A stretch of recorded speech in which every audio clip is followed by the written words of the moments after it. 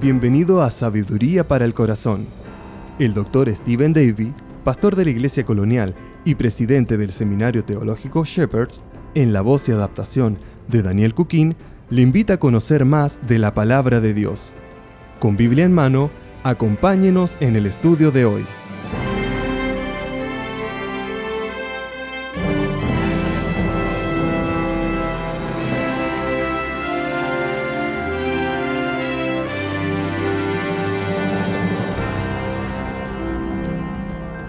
En 1939, mientras la Guerra Civil Española estaba llegando a su fin, el general Mola hacía sus últimos planes para atacar Madrid. Cuando alguien le preguntó cuál de sus 4 columnas sería la primera en entrar a la ciudad, él respondió con sus famosas palabras: "La 5ª columna será la primera". Y es que las esperanzas del general Mola estaban puestas en la ayuda de simpatizantes rebeldes que vivían en Madrid. Ellos estaban trabajando detrás de las espaldas del bando republicano y ayudando al bando sublevado para derrocar Madrid. Desde entonces, la frase "la 5ª columna" ha sido usada en todo el mundo para describir al grupo de personas que mantienen una lealtad con el bando enemigo. Ahora, el término bíblico para la 5ª columna es la palabra apóstata. Un apóstata es una persona que está enmascarada por un tiempo dentro del cuerpo de creyentes, pero que eventualmente revela lo que realmente cree. Esta es la persona que dice conocer a Cristo y que va a la iglesia, pero que en algún momento dado anuncia que no cree en la Biblia, deja de ir a la iglesia y niega a Cristo por el resto de su vida. El apóstol Juan escribió acerca de estas personas en 1 Juan 2:19, cuando los escribe y explica que salieron de nosotros, pero en realidad no eran de nosotros, porque si hubieran sido de nosotros, habrían permanecido con nosotros. Pero salieron a fin de que se manifestara que no todos son de nosotros. Y a la luz de nuestro estudio en Apocalipsis 13 acerca del Anticristo, me pareció interesante que en este mismo párrafo Juan continúa diciendo, versículos 21 al 22, "No os he escrito porque ignoréis la verdad, sino porque la conocéis, y porque ninguna mentira procede de la verdad. ¿Quién es el mentiroso sino el que niega que Jesús es el Cristo?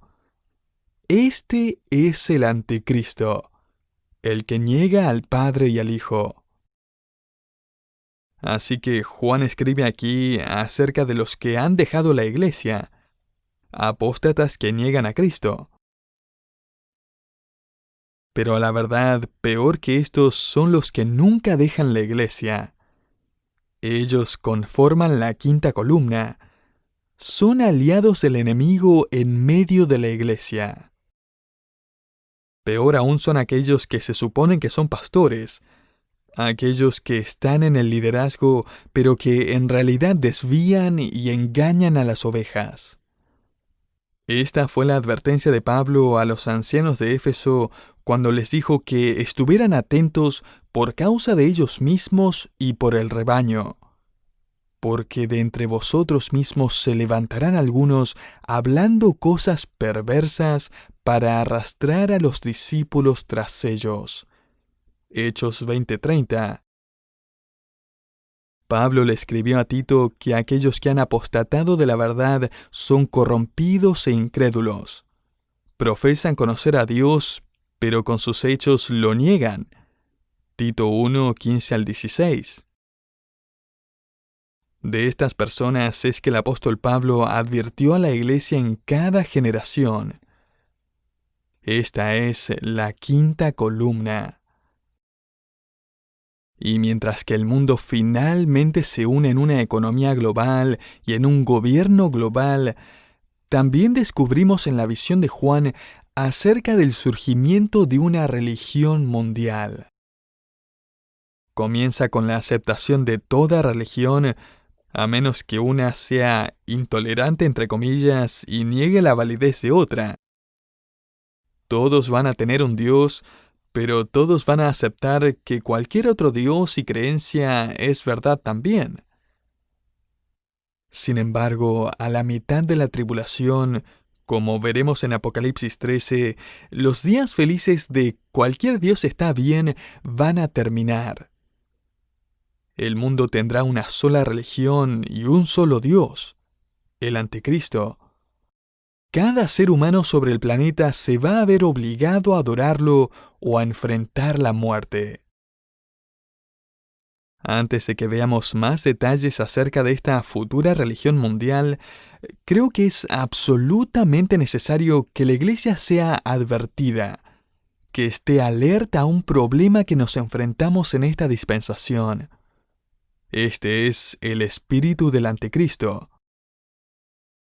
El Nuevo Testamento claramente identifica dos de las características principales de la quinta columna, por así decirlo, que se encuentra dentro de las paredes de la iglesia. Primero, la quinta columna niega las partes de la Escritura que no le gusta, y segundo, la quinta columna vive de la forma que quiere. Uno de nuestros graduados del seminario me contó un tiempo atrás que cuando llegó a la iglesia donde había sido llamado a pastorear, el mismo viernes por la noche, antes de que predicara su primer sermón en esta su primera iglesia, él recibió una llamada telefónica. Esta llamada venía de un hombre que no asistía a la iglesia, pero que quería reconciliarse con su esposa que sí asistía a la iglesia.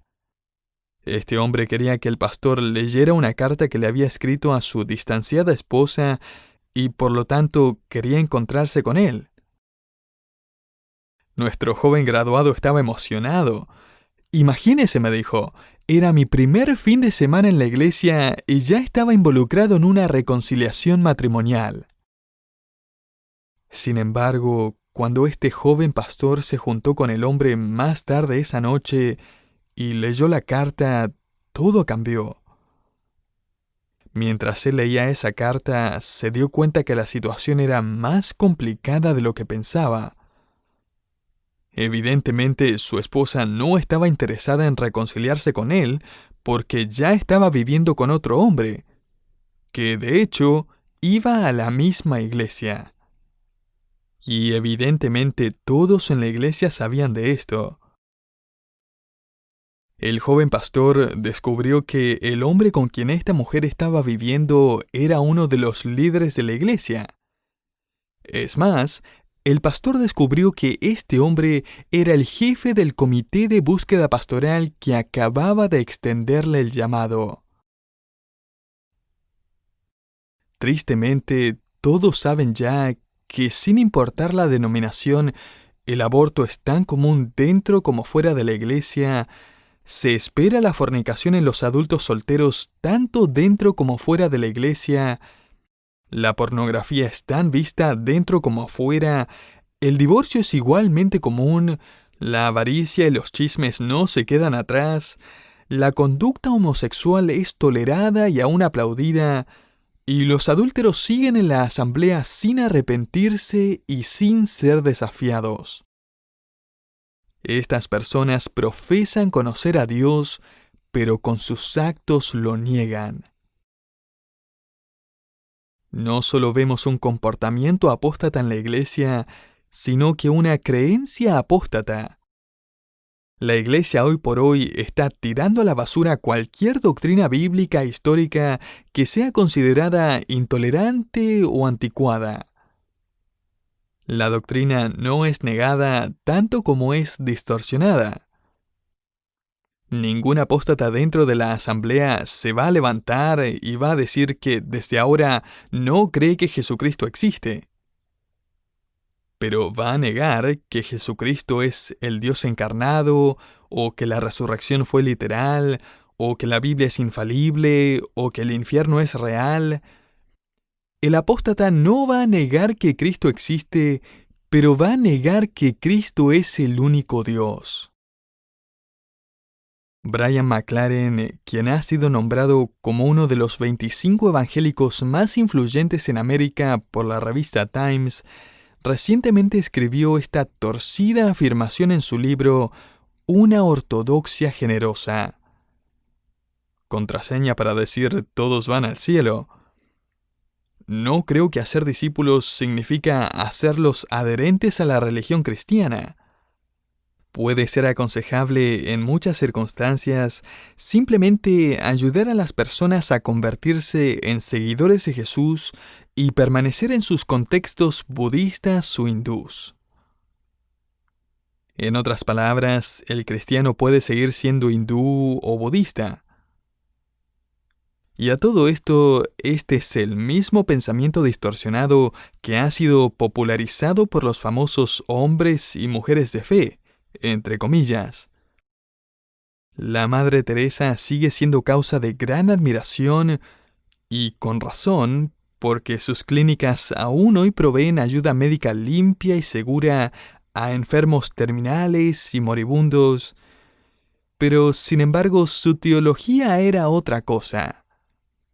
En una entrevista, ella dijo: si al llegar cara a cara con Dios lo aceptamos en nuestras vidas, entonces nos convertimos en un mejor hindú, un mejor musulmán, un mejor católico, un mejor lo que sea que eres. Lo que Dios es en tu mente, tú debes aceptar. Ahora, querido oyente, no me diga que eso es el Evangelio. Eso no es el corazón del cristianismo. Eso es simplemente un inclusivismo vacío con una esperanza más vacía aún. Yo no quiero el Dios de mi mente. Yo quiero al Dios de la palabra. Yo no necesito un Dios que he inventado. Yo necesito al Dios vivo y verdadero que ha sido revelado en la Santa Escritura. Un Dios que a todo esto nunca podríamos inventar, ya que ni siquiera podemos empezar a comprenderlo. Jesucristo tenía un mensaje muy diferente y no era muy popular tampoco. ¿Por qué? Porque no era un mensaje completamente inclusivo. De hecho, él dijo en una ocasión que la mayoría de las personas no están yendo al cielo, sino al infierno. Él dijo: entrad por la puerta estrecha, porque ancha es la puerta y amplia es la senda que lleva a la perdición, y muchos son los que entran por ella. Mateo 7:13. Una mujer en nuestra iglesia recientemente me envió un correo. Ella y su esposo habían estado asistiendo aquí por un par de meses, y ella me contó por qué es que habían decidido dejar su otra iglesia bautista. El problema surgió en un grupo de estudio bíblico cuando empezaron a debatir el tema del pluralismo, lo que significa que los muchos caminos, en plural, llegan a Dios. Que el Islam, el hinduismo o lo que sea está bien. Todos los caminos llevan a Roma. Ella dijo que levantó la mano y citó Juan 14:5, donde Cristo dijo que Él es el camino, la verdad y la vida, y que nadie viene al Padre sino por Él. Solo una otra señora en el estudio bíblico estuvo de acuerdo. El domingo ella se acercó a su profesor de escuela dominical para preguntarle acerca de esto. Evidentemente, él creía en el pluralismo también. Al parecer, muchos de los líderes claves de esta iglesia apoyaban silenciosamente esta posición teológica. Y permítame decirle, querido oyente, que si va a un tipo de iglesia así, que niega que Jesucristo es el único que pagó por nuestros pecados y que puede salvarnos, salga de allí. Y sea bienvenido a escuchar la verdad en este programa. Busque otra iglesia de sana doctrina.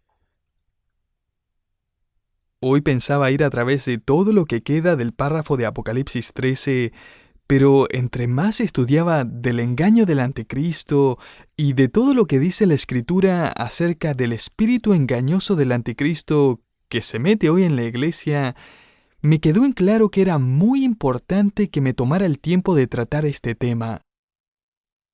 Querido oyente, entre más nos acercamos al fin de la era de la Iglesia, más se resistirá nuestro mundo a la afirmación de que Cristo es el único Salvador. De esa forma se va a ir preparando para la llegada del Anticristo, que en cuestión de 36 meses va a tener a todo el mundo adorándolo. Mientras tanto, Pablo le advierte a la iglesia que muchos falsos maestros van a tratar de engañar al rebaño de Dios. A la iglesia de Corinto él escribe: porque los tales son falsos apóstoles, obreros fraudulentos, que se disfrazan como apóstoles de Cristo. Y no es de extrañarse, pues aún Satanás se disfraza como ángel de luz.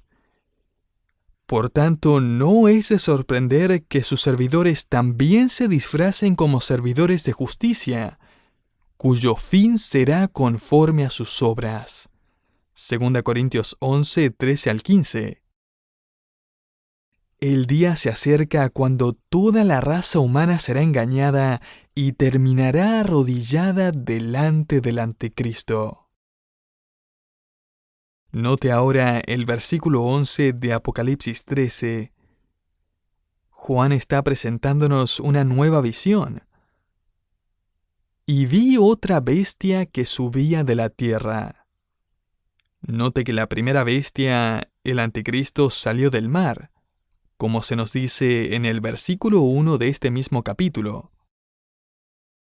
La segunda bestia, llamada el falso profeta en Apocalipsis 19, sale de la tierra. Juan registra en este versículo que un hombre poderoso y diabólico va a levantarse en una posición de liderazgo pseudo-espiritual. Note la visión de Juan en Apocalipsis 13:11. Tenía 2 cuernos semejantes a los de un cordero y hablaba como un dragón. La forma en que esta frase es escrita lleva al lector a recordar las palabras de Cristo en Mateo 7:15. Aquí es cuando Cristo describe a los falsos maestros como lobos vestidos de ovejas inofensivas, lobos rapaces que dispersan el rebaño. Los corderos no asustan a nadie. Son lindos, inocentes, inofensivos, y a través de la Escritura limpios ceremonialmente. Sin embargo, Juan agrega en esta descripción, al final del versículo 11, que él hablaba como un dragón, lo que nos dice que el falso profeta tiene el mismo idioma que Satanás, el dragón. ¿Cómo habla el dragón? Él es un mentiroso y el padre de mentira. Juan 8:44. En este texto, Juan también dice de Satanás que cuando habla mentira, de suyo habla. O sea, él está hablando en su idioma natal. El falso profeta está en alianza con el enemigo, Satanás. Él va a trabajar como ninguna otra quinta columna logró trabajar, ayudando detrás de escenas a aquel que finalmente va a destruir los billones de personas que rendirán sus vidas a este falso Mesías. Todos los falsos profetas son iguales. Parecen mansos e inofensivos. Ofrecen esperanza y soluciones para los problemas de las personas. Y sin embargo, cuando abren sus bocas, Satanás es quien habla. Este falso profeta va a venir como un cordero, pero va a hablar palabras falsas y engañosas de consuelo. Él va a prometer a los que sufren que todo va a estar bien.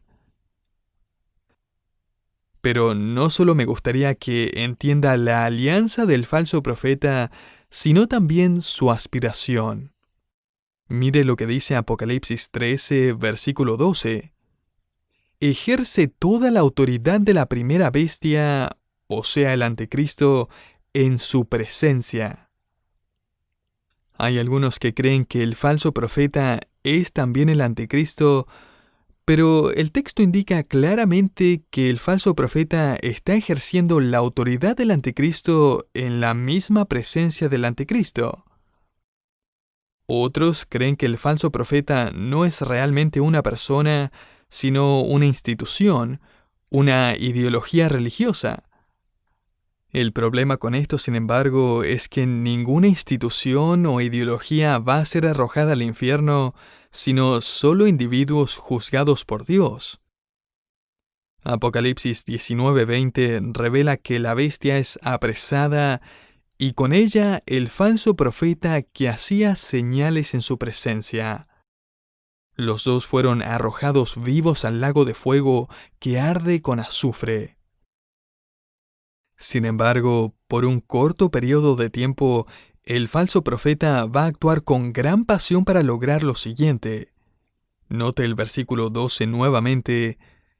Y hace que la tierra y los que moran en ella adoren a la primera bestia, cuya herida mortal fue sanada. Simplemente su pasión es ver que la humanidad entera levante su voz y adore al falso Mesías. Su función va a ser que todo el mundo glorifique al anticristo. Tal como Satanás va a tratar de falsificar a Dios el Padre, el anticristo va a tratar de falsificar a Dios el Hijo, y el falso profeta va a tratar de falsificar al Espíritu Santo. Esta es la antitrinidad, la Trinidad satánica que viene para engañar al mundo, desviándolo del camino y el conocimiento del Dios vivo y verdadero. Esta antitrinidad va a sonar muy parecida a los falsos maestros que cité al principio de nuestro estudio. Por ejemplo, Rob Bell, otro líder evangélico entre comillas, fue entrevistado en una revista evangélica y en esta entrevista Bell dijo: "La iglesia ha predicado mensajes horribles acerca de ser dejados atrás y que el mundo será consumido en fuego. Estos son mensajes absolutamente tóxicos que están en contra de la enseñanza de la Escritura, que afirma que estamos conectados con Dios, que estamos conectados con la tierra, que estamos conectados los unos con los otros. Solo lea Génesis". Así que lo hice.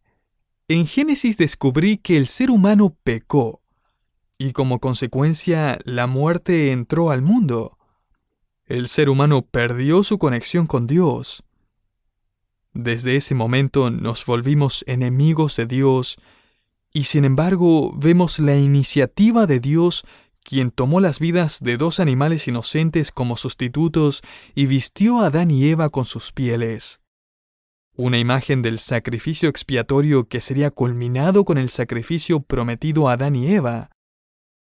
Un hombre vendría de la simiente de la mujer, el Mesías sufriente que aplastaría la cabeza de la serpiente en una victoria final. Eso es lo que encontramos en Génesis.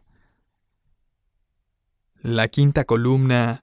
Los incrédulos dentro de la iglesia van a promover la unidad a costa de la verdad. Pero la unidad religiosa por la que el mundo está clamando es trivial, es superficial, es egocéntrica, es temporal y finalmente va a derrumbarse.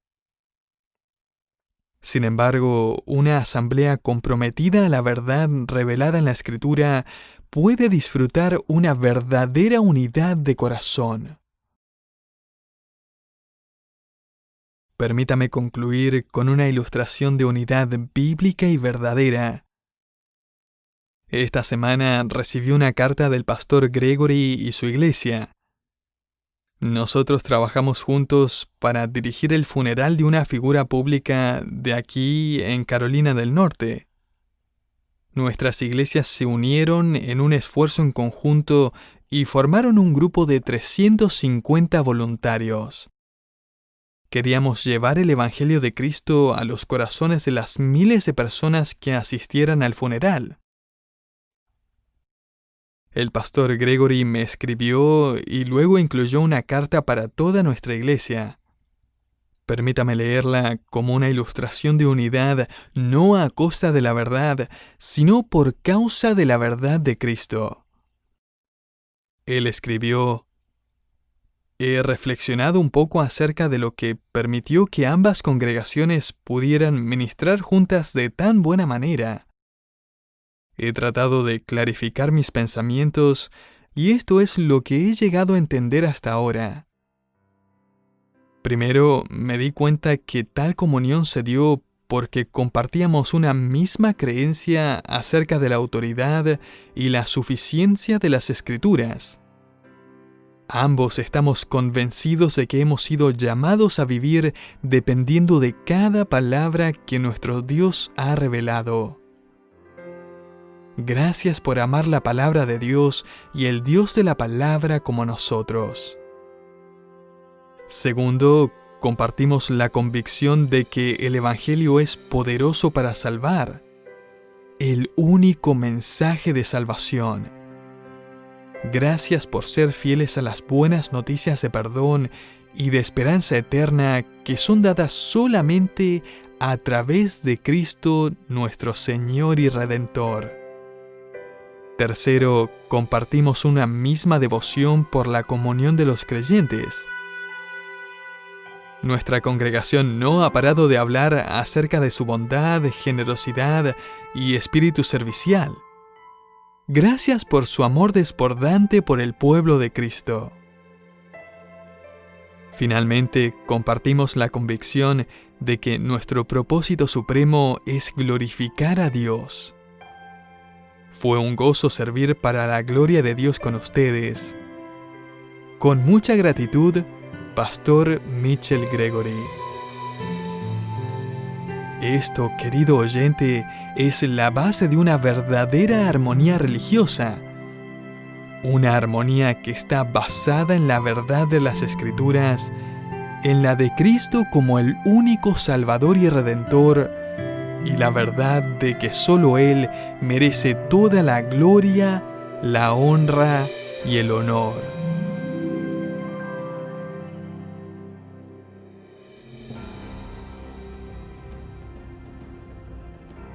Muchas gracias por habernos acompañado en Sabiduría para el Corazón. Si usted quisiera saber más acerca de este ministerio o quisiera escuchar este programa nuevamente, le invitamos a que visite nuestra página en internet www.sabiduriaespanol.org. También le invitamos a que nos siga en las redes sociales como YouTube, Facebook e Instagram. Finalmente, si quisiera contactarse con nosotros, escríbanos a sabiduría@wisdomonline.org.